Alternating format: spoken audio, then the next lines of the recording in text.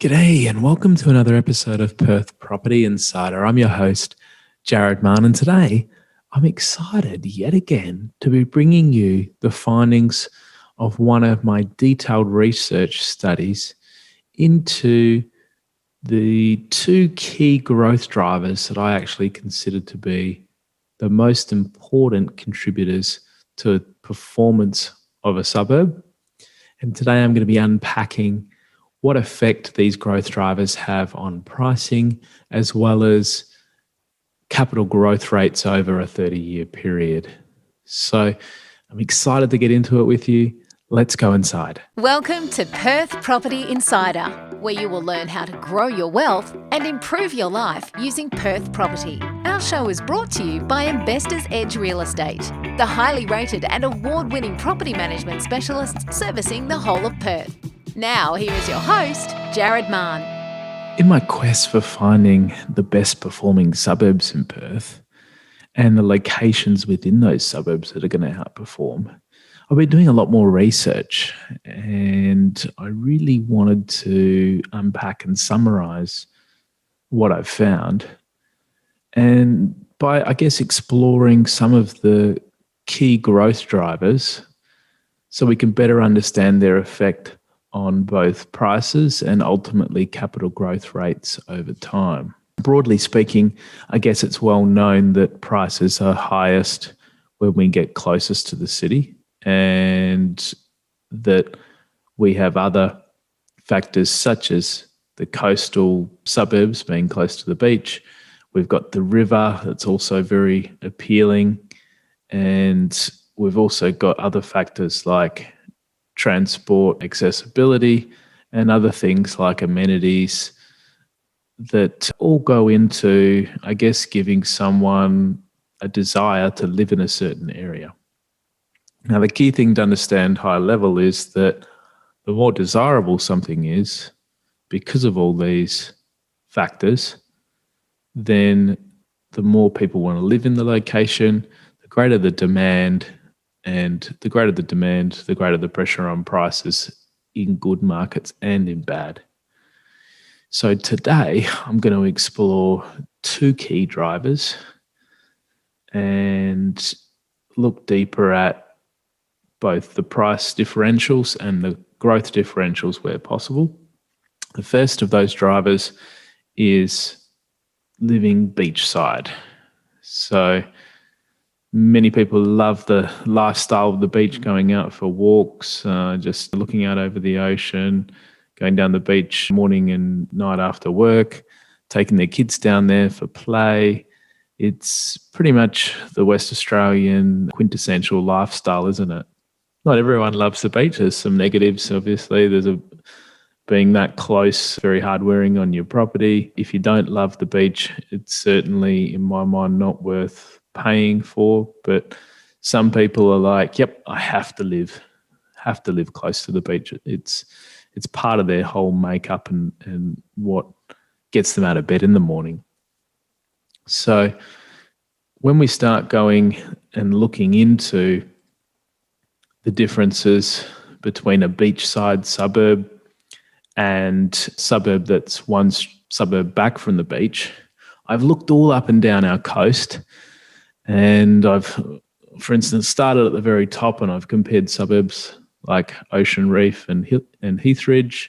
I've then looked at Hillary's and Babbury, Scarborough and Innaloo, Ocean Reef and Heathridge, mentioned that one already, Trigg and Karrinyup, City Beach and Floreat, Fremantle, Palmyra, South Fremantle and Beaconsfield, then gone even further south and looked at Coogee and Lake Coogee and Safety Bay and Coolangatta. So I took 1, 2, 3, 4, 5, 6, 7, 8, 9 sets of suburbs. So it's by no means an exhaustive and never-ending study, but I could see some direct correlations between all of these, certainly enough that I thought it was worth sharing and unpacking for you. And I went deep enough to see where things started to add up and make sense across all the suburbs. So when I compare the suburbs out of those 8 or 9 that actually had a marina, and I'm talking more specifically about Ocean Reef, which is under construction but always had some type of marina there. They're extending it and certainly making it a lot more like Hillary's now. And when I look at Hillary's, in the case of both of those suburbs, when I compare them to the suburb that's one suburb back from the beach, prices in those are 60 to 65% higher than get into those suburbs than what you'd pay when you go one suburb back. So it's really interesting. And then when we look further along the whole rest of the coast, there's quite a tight band between needing to pay 40 to 50% higher to live in a beachside suburb versus one suburb back. Now, what that looks like in the case of Hillary's would be you're paying $825,000 median versus $525,000 to live in Padbury. So that's 57%. In the case of Ocean Reef, $744,000 median. In the case of Ocean Reef, and $450,000 in the case of Heathridge. That's a 65% difference to live closer to the ocean. So you can see it's a big difference, and you really have to love the beach to pay anywhere from 40 to 50% for most of the suburbs, or 60 to 65 if you've got a marina there. Now, the interesting thing when I think about the marina that is under construction at Ocean Reef is because it's been going for such a long time. They originally started their actual planning in 2004 when the state government invested $700,000 in getting the process underway. And I think everyone thought it would have been constructed and done a long time ago, but got stuck in various stages of planning. God, it's so some 16, 17 years now since that process originally began. So when I look at the differential between Ocean Reef and Heathridge being similar to Hillary's and Padbury, you can see that the price differential has already been brought into Ocean Reef, and it's in line with Hillary's already. So that's another interesting thing, that price gains don't just happen when something's constructed. They happen when things are announced. They happen along the way in anticipation of something occurring. And so there may not be that much more upside for Ocean Reef when this marina gets constructed. But I guess over time it will add to its desirability, and maybe Ocean Reef and Heathridge will both move up a bit when it gets constructed, and there's a bit more demand for both of those areas as a result. In summary, 40 to 50% higher to be beachside along the majority of the coast, and 60 to 65% higher to live in a marina beachside suburb. So how did the western suburbs fare in that? Well, it wasn't, when I looked at both City Beach and Floreat and a number of those other western suburb locations there in and around there, the differential was only 20 to 25%. So my best reasoning for that is that there's other factors bringing appeal to those suburbs that are one suburb back when we're talking about the western suburbs. So they have other things like the river that's also close by. There's the private schools and the top 20 schools in there that add strong appeal. And then there's also Lake Munga and Herdsman Lakes that also add appeal. So other factors contribute to, I guess, the differences between suburbs being less and all suburbs being much higher in price. So what sort of gains can we expect for growth? Typically seeing around a 1 to up to 1.5% difference. So not a huge amount you would think when you say 1%, but take that out over 20 years, over 30 years, that compounds. And as I've discussed a previous episode on how important is your growth anyway, a 1% difference can make a huge difference. So there's certainly a case there for considering putting more of your eggs in the basket if you can afford it. Or, for instance, buying one investment property that is coastal instead of two properties that might be not coastal, because you will get a higher average growth rate when we look back at how they've performed over the last 30 years. And you will have to pay that 40 to 50% higher. So you're going to have to compromise and either look at buying one, say, for every two that you might buy elsewhere. And that's going to obviously mean a lower rental yield, because rental yield always correlates oppositely to capital growth potential. So you need to make sure that you can hold it through good markets and bad. And it obviously depends on your overall situation as to how strong your cash flows are and how important that income is and how much that negative gearing is going to affect your serviceability. So never just one size fits all when it comes to a choice of a suburb or a recommendation, but I'm here to spell out the differences so that you can make an informed choice on whether it's worth going into that beachside suburb or not. So then I've gone one step further and asked myself, what's the cost of being beachside? Not just beachfront within the suburb. I want to be absolute beachfront, beachfront, yes. Sorry, beachfront of a beachside suburb. There's a tongue twister for you, isn't it?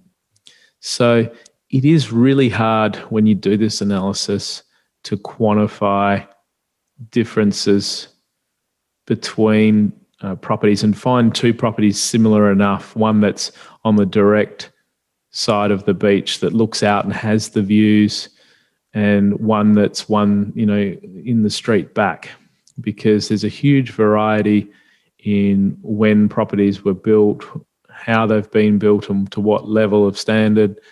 Land sizes are very different through there, and when they're sold is very different. So even if I could find two properties that are alike, often they've been sold at different times, or that's the hardest trouble, isn't it? So I have at least managed to find two sets of properties, one that are at land value that have been sold at a similar time, and I found those in Waterman's Bay. So the property that was directly beachfront sold for $2 million, and one that was the street up and around the corner, that was on Beach Road. The other one was on West Coast Drive. So the one on West Coast Drive sold for $2 million. The one on Beach Road sold for $1.5 million within a shorter time period, and they were both very original properties, basically sold at land value, and the difference between them was $500,000. So that's approximately a third difference in the price, 33%, which is, I guess, one point of data. And then I also found two similar spec-built two-story properties, one that was beachside with views, fabulous outlook, the other that's a bit further up the exact same street, and they both sold close together in time. Both of these are in North Beach on Malcolm Street. One of them sold, the one that was beach front sold for $2,222,000, and the other one sold for $1.675. So that was a difference of 32.6 or 33% too. So very similar differences between the two, between the land value property and the improved two-story property. And interestingly, both of them were quite large differences apart in the number of years. So one of them was in 2007 and one of them was in 2012. So not in the same, all of them in the same year sets.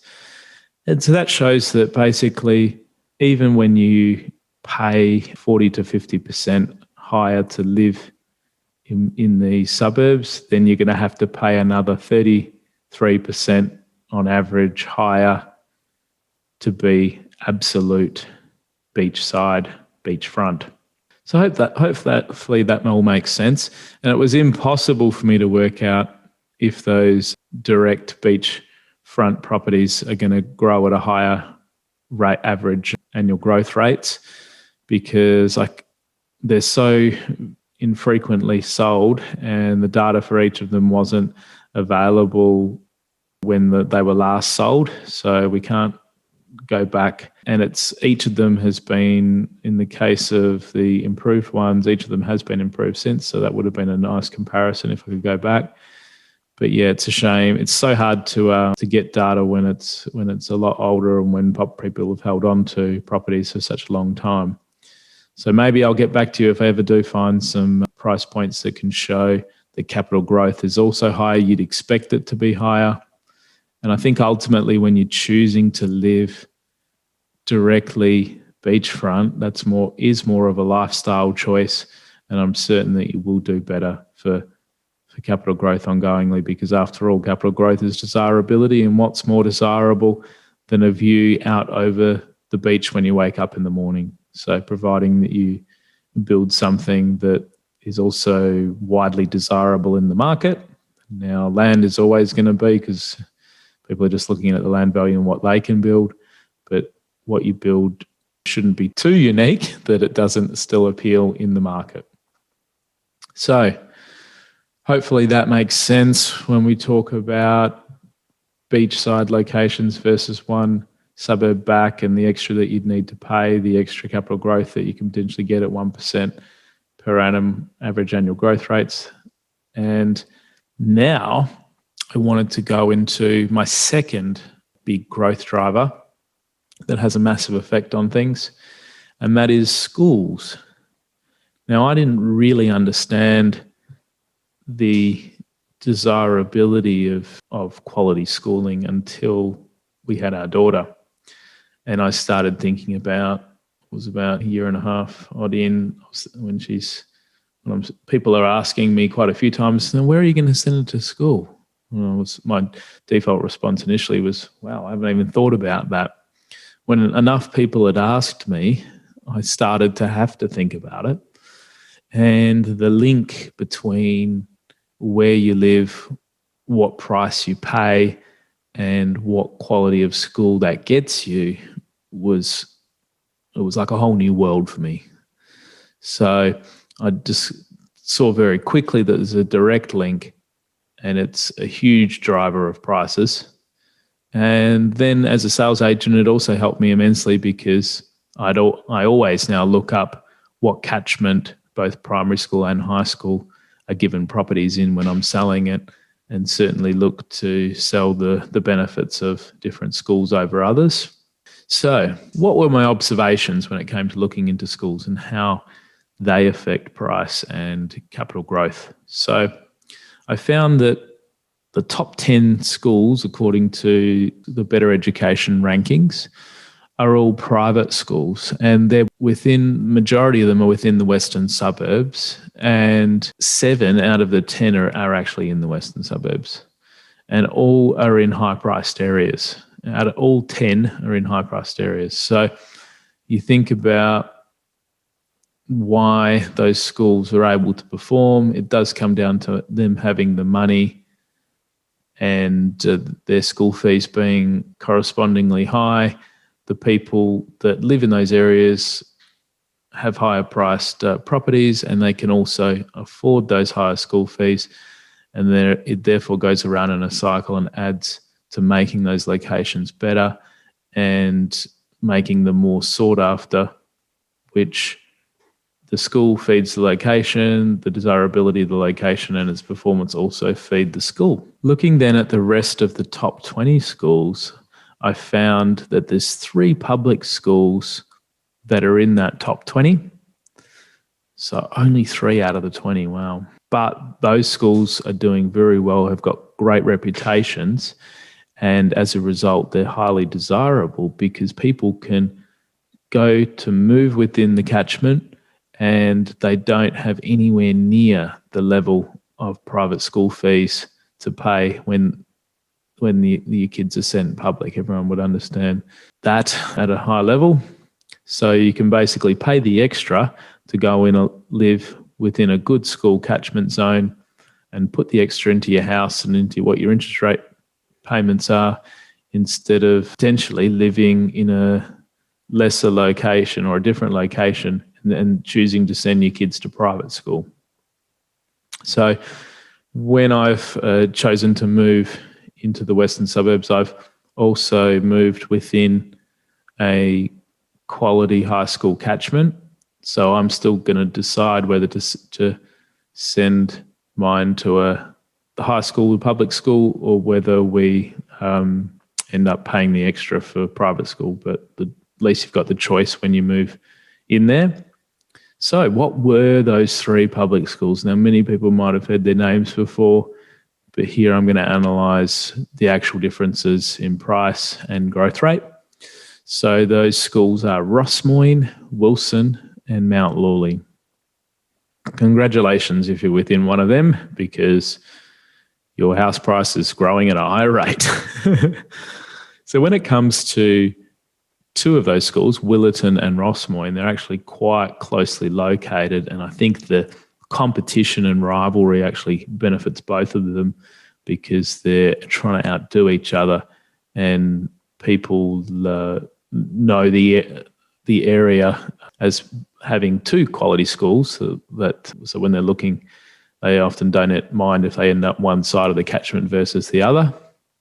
But what I can see when I compare each of those suburbs, Willerton and Rossmoyne, with the neighbouring suburbs that don't fall in their high school zone catchment, there seems to be around a 1% increase in the 30-year average annual growth rates compared to the neighbouring suburbs that don't have a top 20 school.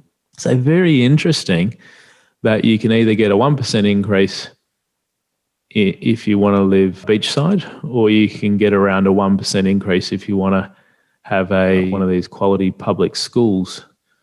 And interesting that when you go and live within the western suburbs, you're probably getting the combined effect of both schools and desirability of coast and rivers, waterways. So starts to add up, doesn't it? And also tie back into my study on why those higher priced areas have been the higher performing areas over the 30 years too. So go back and listen to that episode if you haven't checked it out. How important is your capital growth anyway? I think it was episode, you're going to have to check it out. I'm not sure. Put it in the show notes. So we also, when we looked down deeper, we could see that there was a very tight band of a 60 to 70% increase in the house price that you would need to pay compared to the neighbouring suburbs that are not in the school catchment for Willerton and Rossmoyne. So that was very interesting that you have to pay 60 to 70%. And unlike the case of the beachfront properties, so when we were directly beachfront, I found that there was a very real increase in price that you would have to pay. But when it comes to schools, you don't want to be directly school front. I can't quantify what the difference is that'll hurt your price because it's a very hard study to do. But I've sold properties that are directly on the school pickup area, and they really are less desirable and will have less buyers interested. So you'd prefer to be one street back and still within walking distance of a school and not directly on the school. So I thought it was worth pointing that out because being beachfront's good, but school front's not. So when I looked at the suburbs, I looked at Rossmoyne, I compared it to Wilson and Leeming, and I noticed as well that some of the other intake suburbs benefited strongly from being in the Rossmoyne catchment. That's areas like Bateman, Brentwood, Bull Creek, parts of Riverton and Shelley. Then I looked at Willerton and compared Parkwood because that was directly next to it. And I wanted to make sure as well that the school was the direct contributor. So in the case of Rossmoyne, it is benefiting from also being located on the river. So there's some definite benefit there that's adding to its desirability. But in the case of Willetton, we could directly see that Parkwood, that had a school ranking of 96 versus Willetton's ranking of 18, it was a very clear-cut difference. And the prices differentiated by 67%, needing to pay extra to get into Willetton. And you could see a 1% difference in average annual growth rate over the 30 years. Now, I was hoping for the same exact correlation of 60 to 70% increase in house prices and 1% increase in growth when I went to Mount Lawley. But Mount Lawley did have a 60 to 70% increase in price needed between Bedford and Bayswater. But for whatever reason, and I can't explain this at the moment, Bedford and Bayswater have both performed better for capital growth. So I can't explain it, but potentially Mount Lawley has always been a more quality location close to the city. But over the 30-year period, I suspect that Bedford and Bayswater have gone through a massive gentrification, massive improvement at some point, and that has distorted the growth figures and made them perform better than Mount Lawley has. So always worth analysing and deciding if it's worth paying the extra to get into a location. And the long and short of it is that you are going to have to pay 60 to 70% increase to get into a quality school location.